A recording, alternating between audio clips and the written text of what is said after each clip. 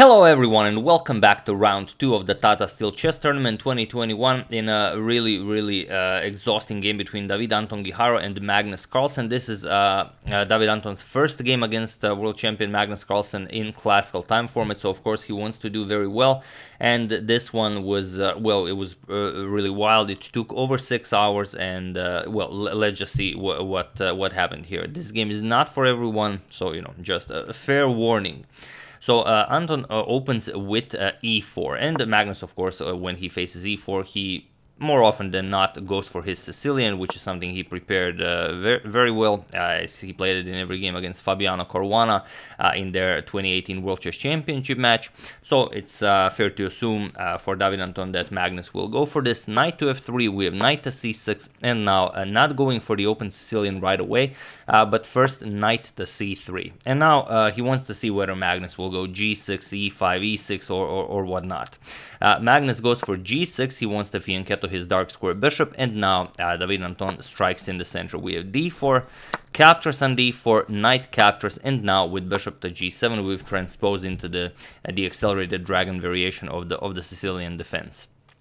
Which is incredibly sharp, and the white has several ways of how he can go for it. David Anton goes for bishop to e3, and usually you want to go also f3, g4, h4, and just bust open black's king side. So here knight to f6 by Magnus, and now again a lot of possibilities here. Bishop to c4 is an option, a bit more timid bishop to e2, f3 is an option, preparing g4 g4 and h4, but here we have knight to b3, which is somewhat rarer.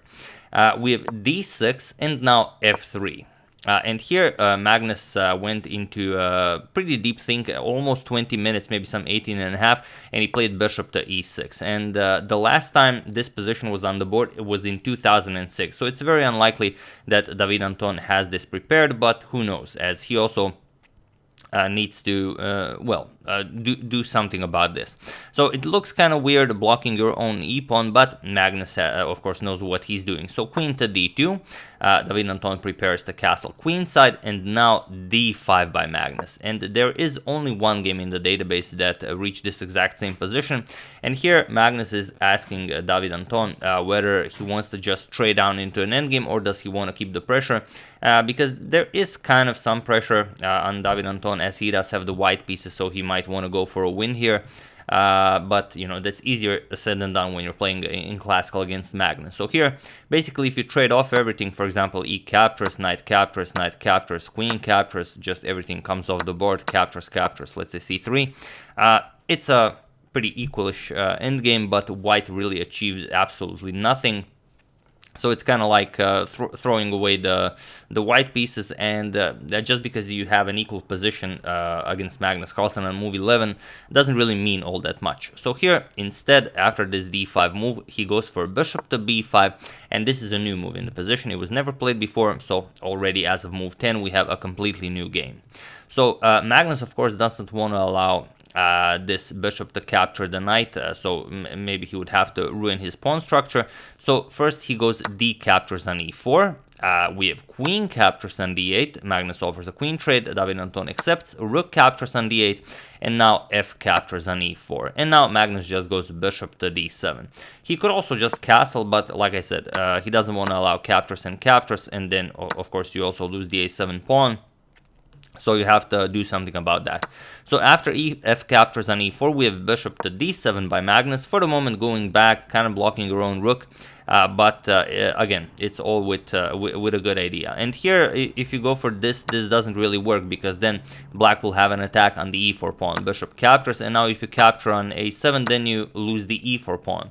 So it's a bit of a trade-off, but black will be much better here, as the white king is still in the center of the board, and you have to be very careful. So here, after bishop to d7, David Anton castles, and now Magnus goes for the bishop here. Knight to g4 also opens up this long diagonal for his dragon.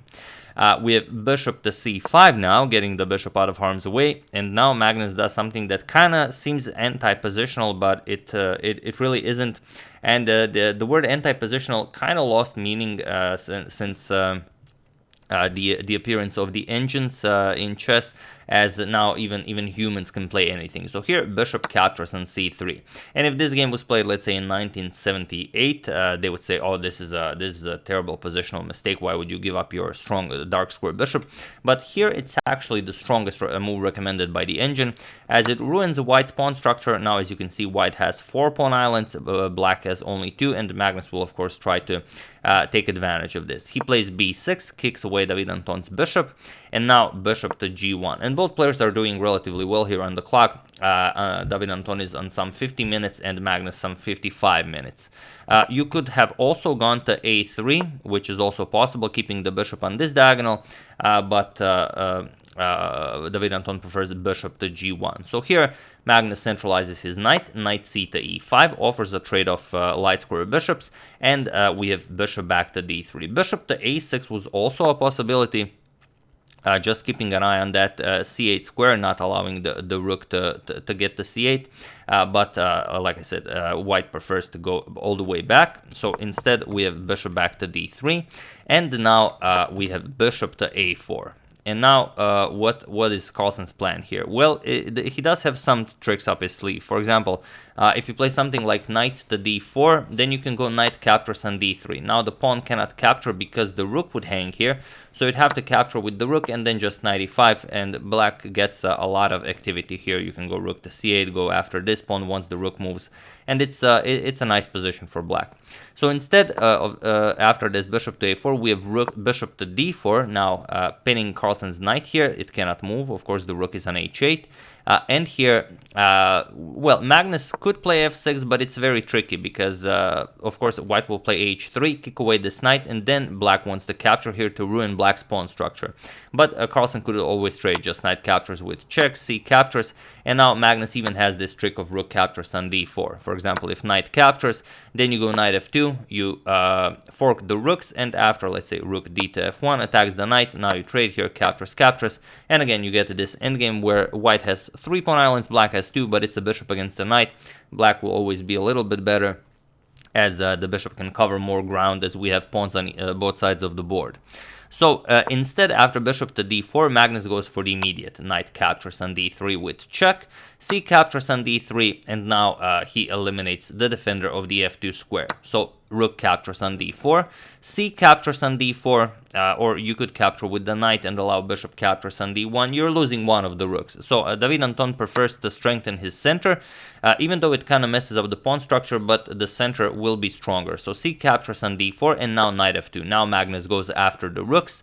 King to d2, and now knight captures on h1. Rook captures on h1. It's also maybe not always, but you should always try to capture the rook that's away from the center. That way, for example, after captures and captures, here it doesn't really do all that much because the rook on d1 wasn't doing all that much. But usually you want to try and get your opponent's rook away from where the action is. And here just e6. Keeping those light square pawns at bay. We have knight to c1. Now David Anton prepares to bring the knight into the game, and king to e7. Of course, now Magnus wants to get the rook into the game as well. Knight to e2, and now bishop back to d7. We have a4, and now rook to c8, putting the rook on this very nice open c file, and now knight to c3. Not going for rook to c1, trying to trade rooks, because it's questionable how this endgame would end up for white, because it also loses a pawn here. So we first have to tend to the a4 pawn. So after this rook to c8, knight to c3, defending the pawn, and now Magnus strikes in the center with f5. We have rook to b1. And now f captures on e4. We have d captures on e4, undoubling the pawns, and now e5 by Magnus. And now d5 doesn't really do all that much for white, even though it creates a passed pawn, because black can very easily blockade that passed pawn, and your pawns are now fixed on light squares. White has light square bishop, so maybe not the greatest course of action. So after king to d3, we have e captures on d4 by Magnus, king captures, and rook to c5. And here, it's just a very nice position for both of them. Still 3 pawn islands for white, 2 pawn islands for black. And David Anton's king is very active here on d4. And clockwise, they are both some 10 minutes on the clock. So here, knight to d5 check, Carlsen has to move the king, king f7, and rook to f1 with check, king g7, and now knight back to c3, guarding everything, not allowing the rook to further activate. We have bishop to e6, and now knight to b5, going after the a7 pawn. So now the rook can come into the game, but you also have to check what happens with the a7 pawn. So here, Carlsen goes after the g and h pawn. We have king to e5 first, grabbing more space with the king as it comes with an attack on the bishop, bishop to g8, and now rook to g1, not allowing Carlsen to capture any of those pawns. And here Magnus defends his a7 pawn by advancing it. We have a5, knight to d6, and now bishop back to b3, going after that a4 pawn. So rook to b1. Now if pawn captures, then we can capture here on b6, and Magnus of course goes for that. Bishop captures, rook captures, and now rook captures on g2. And here Magnus has won a pawn, but it's going to be very hard to prove that this is enough for a win. So here they've reached move 39, and with this h4 move, Magnus reaches move 40. And as the rules say, if you reach move 40, you get additional 40 minutes on the clock for the next 20 moves, and then after that you get additional, I think, 20 minutes for the rest of the game. So here h4, and we have rook to h2, going after the pawn. This is black's 40th move, so Magnus also gains his extra 40 minutes on the clock, and now the players can relax a bit because they now have plenty of time to think about this position. So Magnus goes after the a5 pawn, and here we have a trade, captures, and now comes bishop to d1. And here we have this endgame where I'm sure both Magnus and David Anton have studied such endgames immensely. 2 pawns for Carlsen, 1 pawn for David Anton, and of course this pawn is going this way and these pawns are going this way. So is it enough being up a pawn in this endgame to win this? So let's see what happened. Rook to a1, pushing back Carlsen's bishop. We have rook to h1, just defending it, not going for capture, because you want to free up the h file for pushing that pawn. And there are no tricks for the moment for trapping that bishop. And even if you could attack it, just bishop here would also defend the rook. So it's not a problem. Knight to e8 check. We have king to h6, and now knight to f6. Now you have to be very careful. If rook to a7 comes, there could be dangerous here. So here Magnus goes king to g5 right away, and now there's a trick in this position. Here you might think, okay, let's capture this pawn, and then after rook captures, we're gonna capture here. We won a pawn, and this is great. But the problem is the black king prevents the white king from going anywhere near it. So here rook to e7 with check just wins the game, because you either go king to d6 and lose this pawn, and this is now a winning rook endgame for Magnus, or you try and save the pawn, you go somewhere here, for example, but then just rook to d7 check, king here, and David Anton would lose the rook here and of course the game. So instead of this, after king to g5, we have rook to a7, again going after that pawn, and now Magnus just advances it. We have h5 and knight to h7 with check. So now again, if king to g4, then you can go after this pawn. You cannot really defend it, so you can't even push it because the g5 square will be covered twice. So instead, Magnus goes back, king to h6, and now knight to f8. And now again, what do you play here? Here Magnus played rook to f1. The problem with king g5 gaining activity is again this, and you cannot defend against captures. So here Magnus goes rook to f1, and now comes rook to h7 with check. This is in fact the best move. If you try something like knight e6 to cover these squares and go for some sort of a checkmate, then bishop to g4 is just winning for Magnus. Because you can now start pushing your pawns. The white doesn't have a good move. You can't really allow to trade here, and it's just gonna be winning for Magnus.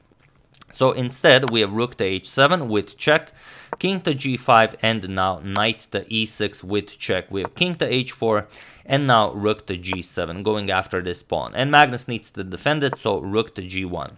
So the pawn is nicely defended, but it can't really go to g5 for the moment. And here we have knight to d4. Also possible was just king to d6, freeing up the e file for this pawn, and then if g5, e5, and so on, both players continue pushing. However, here we have knight to d4, and now comes g5. Magnus starts advancing his pawn. Knight f5 check, king to h3, and now knight to e3.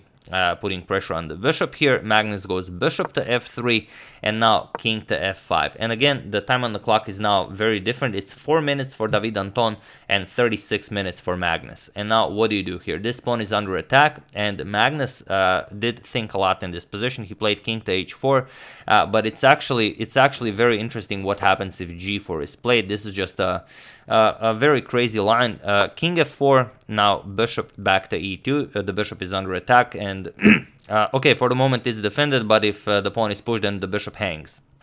So bishop to e2, and now knight to f5, and what do you do here? You're going to play rook to f1 with check, king to e3, and now the bishop under attack again, bishop back to b5, and now rook to g5. You go after the pawn here, but now rook f3 check, king to d4, and now bishop to e8, defending the pawn, but it's not going to be enough for black. The problem is after, let's say, rook g8, bishop to d7, and rook h8, white can always give up material to go for a theoretical draw. For example, if g3, you can just capture on h5 with check, and after king to g4, now attacking both of them, just knight captures on g3. King captures rook h7, and this is a theoretical draw. Even without the white pawn, this is still a theoretical draw. You can try winning this in rapid or blitz, but in classical, it's not going to happen.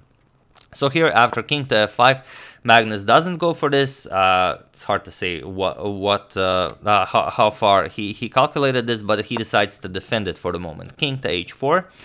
We have king to e5, and now bishop to g4. And now bishop to g4 is an ugly move for black to play because, well, it just blocks your pawns. But again, if you go for the active rook to e1, attacking the knight, and then, of course, if the knight moves the pawn, problem is after, let's say, knight f5 check, king h3, and king f6, bishop captures on e4, you're going to play rook captures on g5. And after, let's say, h4, you're going to play knight captures on h4. And again, it's the same thing. King captures rook g7, theoretical draw, like we said, even without the pawn. So after this king to e5 move, we have bishop to g4 by Magnus. Ugly, but what are you going to do? And now king to d4, again making room for the pawn to be pushed, and now bishop to h3 by Magnus. Here was probably a worth checking out is rook to a1. Point is that you want to prevent the pawn from reaching e6, and the rook and bishop could do a fine job of that. For example, if e5 rook to a6 stops the pawn from pretty much ever reaching e6, and maybe you can move the bishop and start pushing your own pawns. However, we have bishop to h3 by Magnus. Again, it's very hard to activate that bishop. And now e5. Magnus does go for rook to a1 now, but now comes a rook to g6, guarding the square. So now if rook to a6 is now impossible. Here we have rook to a4 check, and now a couple of checks. King to d5, rook a5 check, king to d4, rook to a4 check, king to d5, rook a5 check. And now if Magnus repeats, then it's going to be king d4, and now if Magnus repeats rook to a4 check, it's going to be a draw by threefold repetition. So Magnus still hopes to get a full point. He goes rook to a8, and he's still up a pawn, so maybe he can do something. We have e6 by white. Now the pawn is defended here, and rook to e8. Magnus now ready to capture the pawn, but king to e5, just defending it. And here bishop to g4 by Magnus. Again, you could start pushing that pawn, but you'd be very sorry because knight to f5 is checkmate here. So this is something you can easily overlook when you're playing chess, because you know, it seems like a great position because, you know, everything is nicely in place, but it's very easy to mess this up. G4 knight f5 checkmate. So of course Magnus saw this. He played bishop to g4 first, and now king to d6, going closer and closer after that rook. And here there's just no good way of continuing the game. That pass pawn is already a monster. If it comes to e7, then it's just terrible.